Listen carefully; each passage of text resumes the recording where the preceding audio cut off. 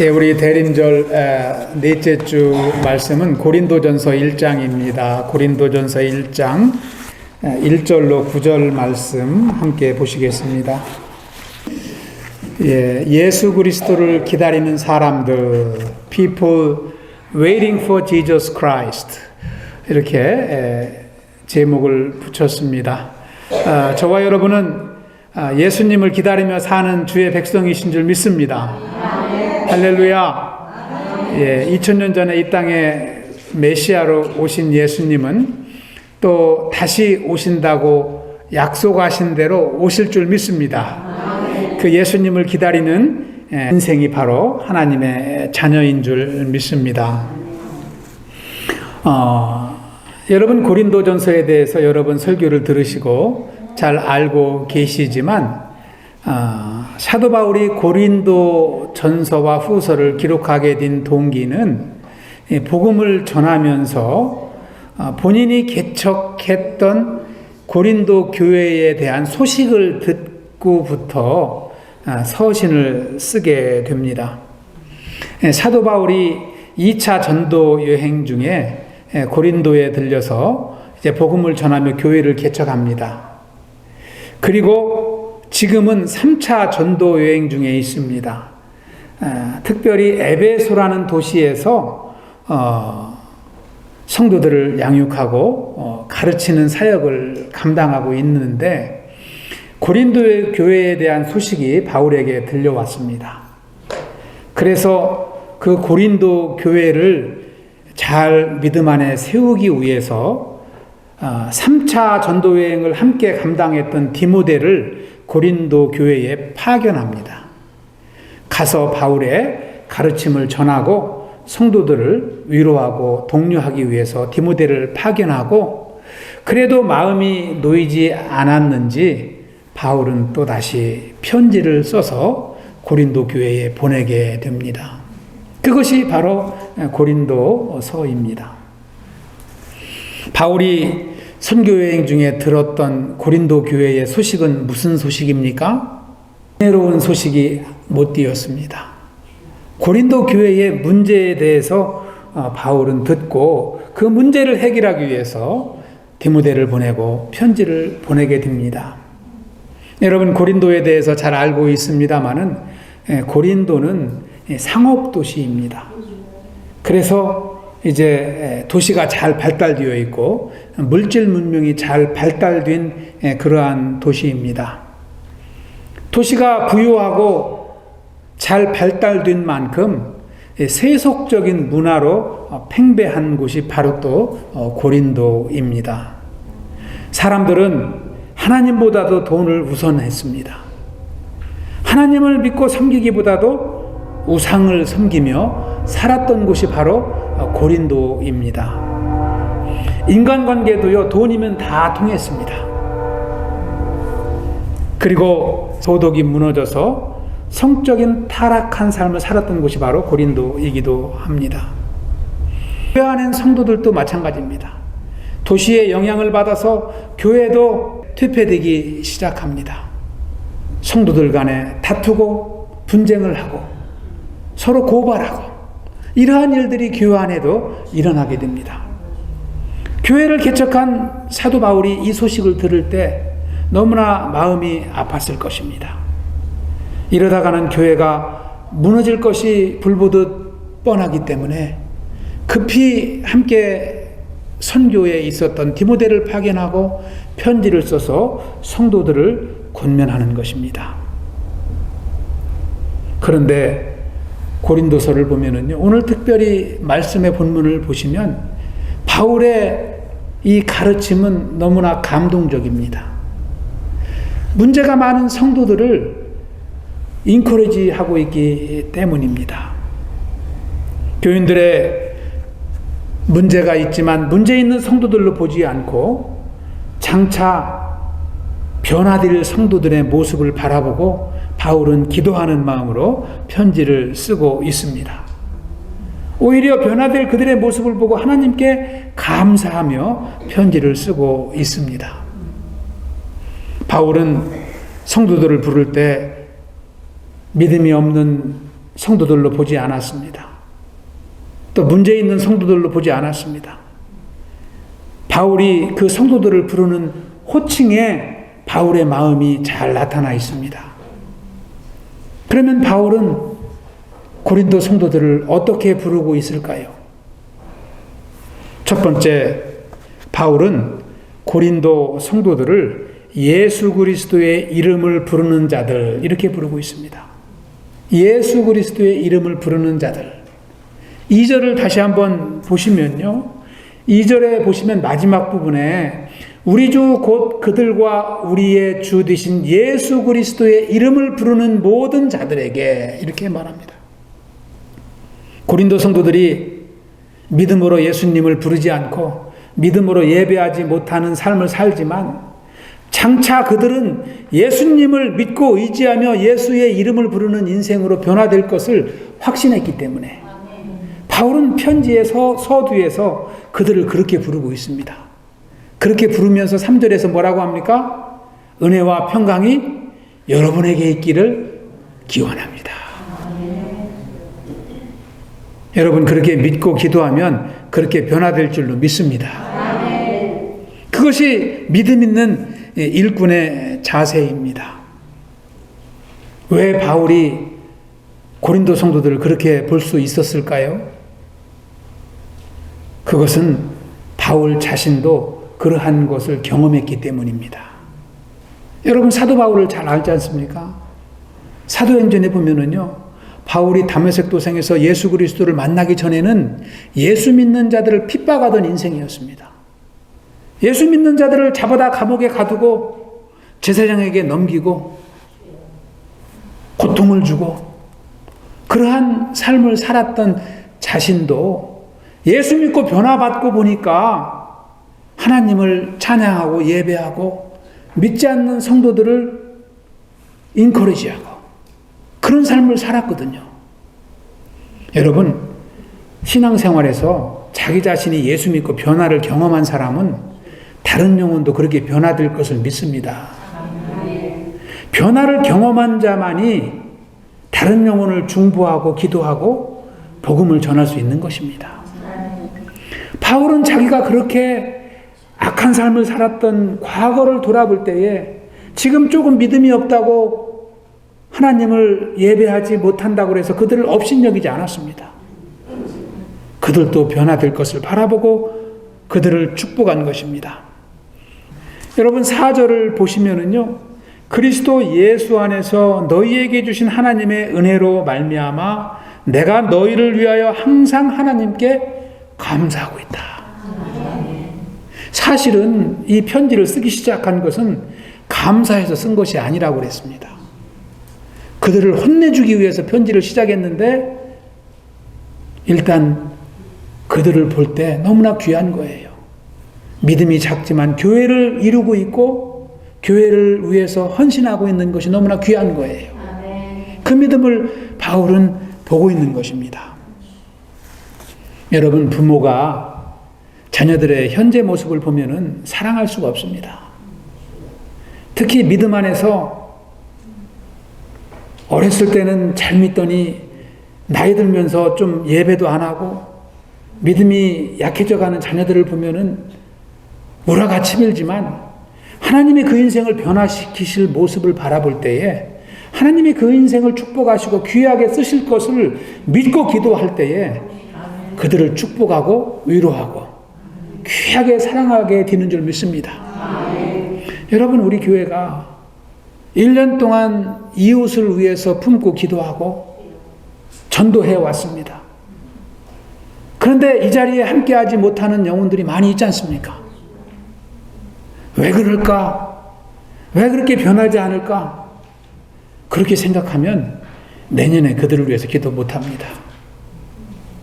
하나님의 때에 하나님이 인도하시거든. 그런 확신 가운데 나는 다만 주님의 일꾼으로서 하나님이 주신 은혜를 따라서 기도할 뿐이라 하고 이렇게 우리가 믿고 기도할 때에 우리는 계속해서 복음전도 사역을 감당하고 중보기도 사역을 감당하게 되는 줄 믿습니다. 여러분, 목기도 그렇다고 생각을 해요. 제가 1년 내내 설교를 했는데 성도님들이 그것을 다 기억하지 못한다고 제가 서운해 여기고 성도님들에게 기쁨을 갖지 못한다면 목회를 계속할 수 없을 것입니다. 하나님께서 우리에게 주시는 믿음대로 우리는 감당하는 것이 하나님의 은혜에 비친 자로 살아가는 삶인 줄 믿습니다. 여러분, 사실 교회라는 단어 에클레시아는요, 헬라어 에클레시아는 성령을 체험하고 주님의 보혈로 죄사함을 받은 백성들의 모임, 그런 뜻입니다. 사실 교회는 회개하고 죄사함 받은 주의 자녀들의 모임 아닙니까? 그런데 고린도 교회는 그렇지 못했습니다. 그런 사람도 있지만 믿음이 연약한 사람도 있고 주님을 불신하는 사람도 있었습니다. 세상에서 하던 비즈니스를 하기 위해서 교회에 온 사람도 있었을 것입니다. 그렇지만 바울은 그 모임 공동체를 그렇게 보지 않았다는 것입니다. 변화될 모습을 바라보았다는 것입니다. 여러분, 오늘날 교회가 다 믿음 있는 성도들로 채워져 있습니까? 그렇지 않은 교회도 있습니다. 연약한 사람도 있지만 우리는 하나님을 바라보고 믿음을 가져야 될 줄로 믿습니다. 여러분, 달걀을 깨면 병아리가 나옵니까? 그렇습니다. 지금 이 왼쪽의 사진과 같이요, 암탉이 달걀을 품어야 됩니다. 시간만큼 품어야지 병아리가 나오듯이 저와 여러분이 하나님의 자녀로서 이웃의 영혼들을 품을 수 있길 기도합니다. 그것은 인내하는 것입니다. 우리 쿠보교회가 기다리고 인내하고 품는 사역을 계속해서 감당할 수 있길 축원합니다. 두 번째로 바울은 고린도 성도들을 어떻게 부르고 있습니까? 7절에 보시면 바울은 고린도 성도들을 그리스도의 나타나심을 기다리는 자, 이렇게 부릅니다. 주 예수 그리스도의 나타나심을 기다립니다. 고린도 성도들이 그렇게 생활하고 있다고 바울은 믿는 것입니다. 여러분, 주 예수 그리스도의 나타나심을 기다린다는 것은 무엇을 의미합니까? 그렇습니다. 간단히 말씀을 드리면 예수님께서 다시 오실 것을 확신하고 기다린다는 것을 말씀합니다. 여러분, 우리 성도들에게 재림신앙은 너무나 중요합니다. 우리 성도는 주님의 다시 오심을 확신하는 삶을 살아야 될 줄 믿습니다. 여러분, 사도행전 11장 11절에 보시면은요, 너희 가운데에서 하늘로 올려지신 이 예수는 하늘로 가심을 본 그대로 오시리라. 다시 오실 줄 믿습니다. 저와 여러분이 이 소망 갖고 살아갈 수 있길 축원합니다. 왜 바울이 주님의 재림을 기다리는 자들이라고 힘주어서 말했을까요? 고린도 교회 안에는 주님의 재림을, 다시 오심을 기다리지 못하는 자도 있었기 때문입니다. 여러분, 고린도전서 15장에 보시면은요, 고린도전서 15장 12절에 보면은 우리 한번 읽어볼까요? 시작. 그리스도께서 죽은 자 가운데서 다시 살아나셨다 전파되었거늘 너희 중에서 어떤 사람들은 어찌하여 죽은 자 가운데서 부활이 없다 하느냐. 이 후반부에 가면은 바울이 솔직히 이야기를 합니다. 너희 가운데는 아직 주님의 재림을 믿지 못하는 성도가 있다는 것을 난 안다. 주님의 재림을 믿지 못한다는 것은 다시 말하면은요, 주님의 부활을 인정하지 못한다는 거예요. 사도계인들과 같이 2000년 전에 사도급회 사람들은 주님의 부활을 인정하지 않았습니다. 하나님의 율법은 믿었지만 예수님이 부활하셨다는 것을 믿지 못했어요. 그들 안에 생명이 있을까요? 없습니다. 부활을 믿지 못하면 재림을 믿지 못하고, 재림 신앙을 갖지 못하면 주님을 기다리며 살 수가 없습니다. 믿음이 없다는 것입니다. 생명이 없다는 것입니다. 여러분은 주님의 부활을 믿습니까? 주님의 재림을 믿습니까? 여러분은 주님의 다시 오심을 기다리며 사는 백성인 줄 믿습니다. 여러분, 우리가 이 믿음을 가질 때 우리 심령 안에 생명의 기쁨이 싹트기 시작합니다. 주님의 은혜가 임재하기 시작합니다. 능력으로 살아갈 수가 있습니다. 우리의 믿음은 여기에서 오는 거예요. 십자가 신앙입니다. 부활 신앙입니다. 재림 신앙입니다. 이것이 주님을 향한 우리의 믿음인 줄 믿습니다. 여러분, 올 한 해 동안 2022년을 사시면서 여러분은 무엇을 기다리며 사셨습니까? 한 해 동안 여러분이 가장 기다리신 것이 무엇입니까? 우리는 이 한 해의 끝자락에서 그것을 한번 뒤돌아볼 필요가 있습니다. 내가 주님보다도 더 기다렸던 것이 있는가? 솔직히 자신에게 질문을 하고, 내가 앞으로 어떠한 삶을 살아야 되는가? 내 인생의 소망이 어디에서 오는가? 분명히 우리는 답할 수 있어야 됩니다. 찬송가 179장 주 예수의 강림이, 우리 한번 찬양해 볼까요? 주 예수의 강림이 가까우니 저 천국을 얻을 자 회개하라. 주 성령도 너희를 부르시고 주 천사도 나와서 영접. 주 예수님 너희를 찾으시니 주 예수님 너희를 찾으시니 왜 의심을 하면서 오지 않나. 온 세상 죄 담당한 어린 양 죄 많은 자 불러서 구원하네. 이 세상이 즐기는 재물로는 내 근심과 고초를 못 면하리. 또 숨질 때 위로를 못 얻으며 저 천국에 갈 길도 못 찾으리. 내 아버지 주시는 생명 양식 다 배불리 먹고서 영생하라. 곧 의심을 버리고 주께 오며 그 한없는 자비를 힘입으리. 아멘.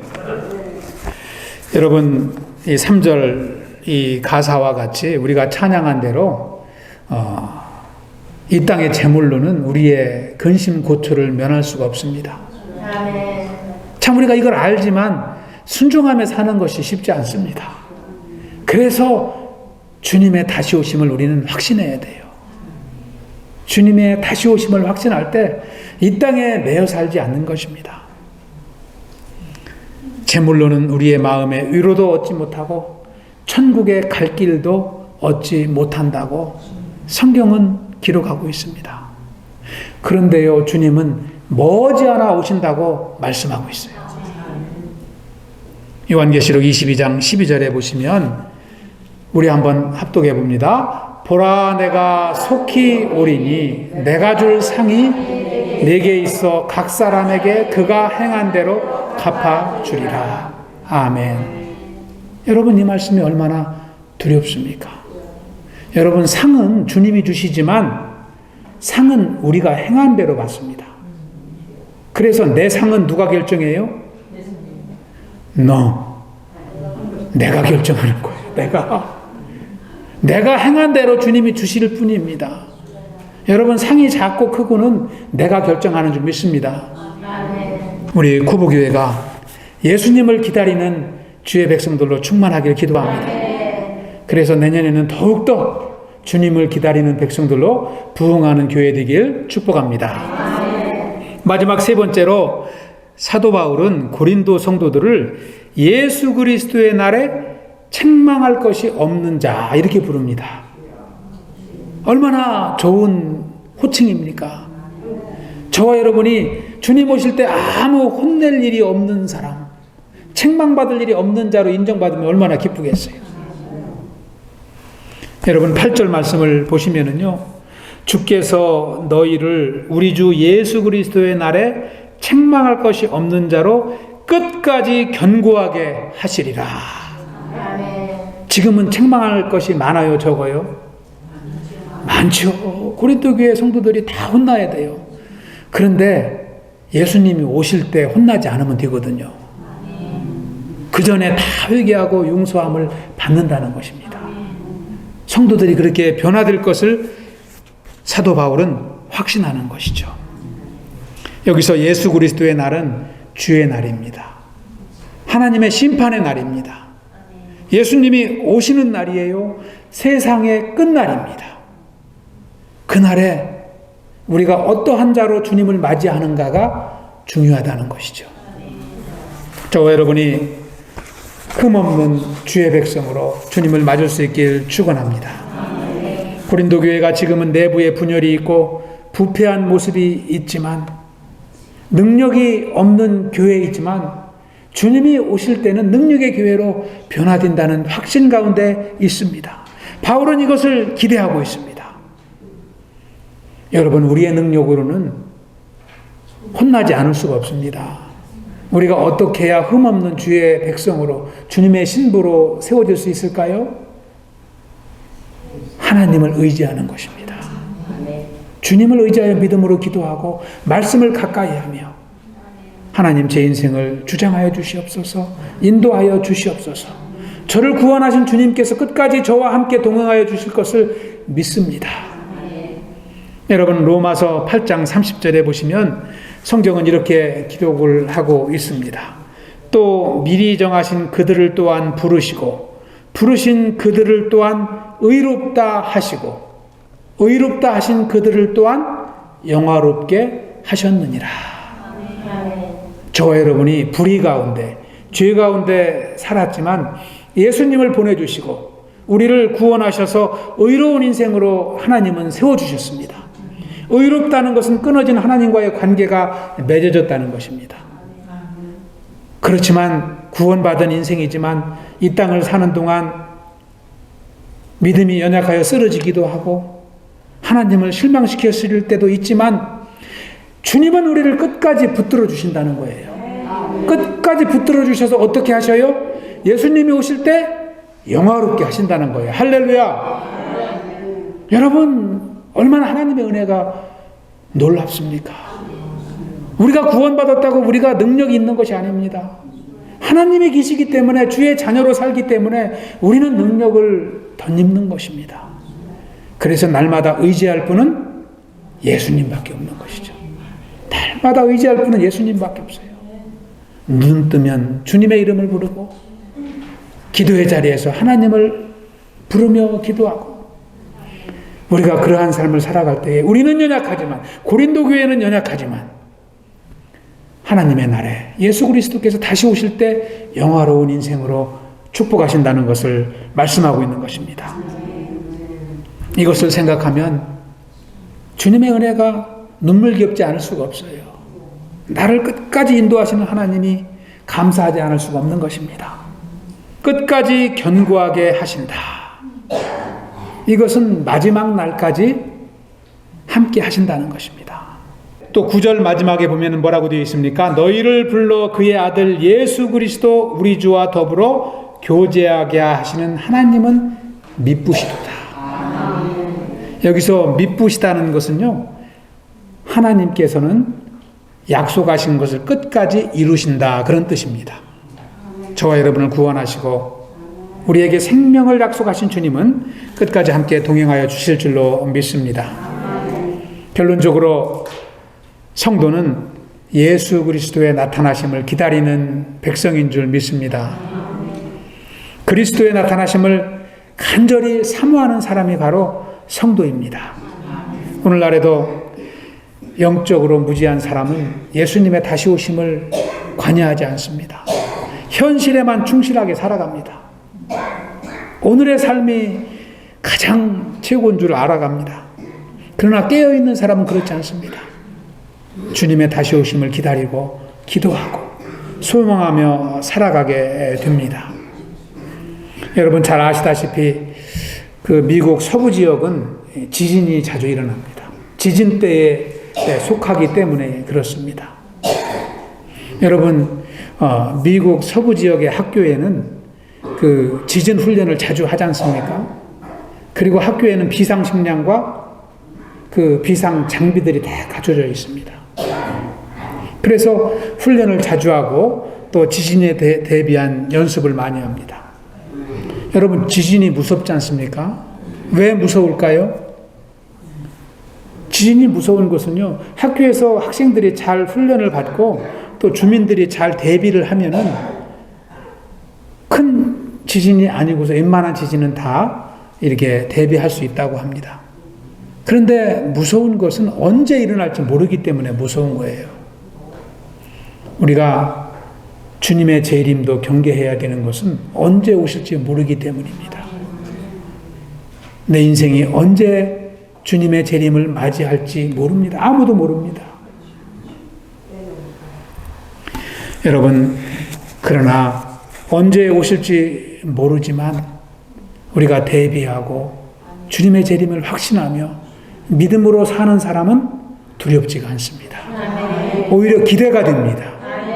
왜요? 기다려지기 때문에.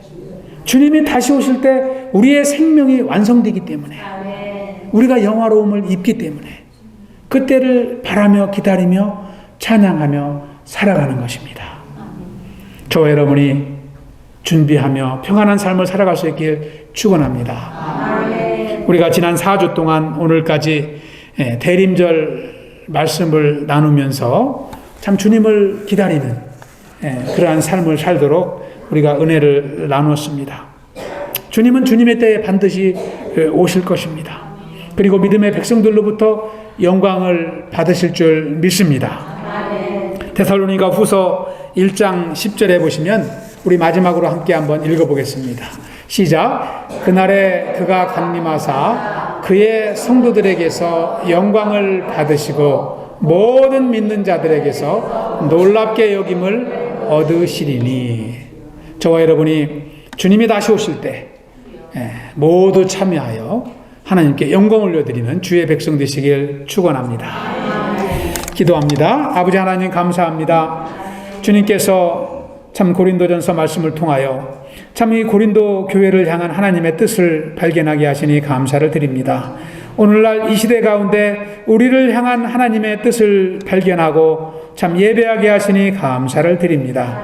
아버지 우리는 부족하고 연약하지만 아버지 주여 변화될 우리의 모습을 보고 참 지금도 우리를 축복하고 기도하시는 성령 하나님을 인하여 감사를 드립니다. 아버지 이 시대를 살아가는 동안 구별된 믿음의 백성으로 살아갈 수 있도록 인도하여 주시고 하나님의 은혜를 따라 사는 삶이 되게 하여 주시옵소서. 주님과 동행하는 삶이 되도록 인도하여 주시기만을 간절히 기도합니다. 아버지께서 코보 믿음의 공동체와 함께 하시고 주님 주신 사명을 감당하며 주님의 때를 기다리는 삶을 살아갈 수 있도록 인도하여 주시옵소서. 감사하오며 예수님 이름으로 기도하옵나이다. 아멘.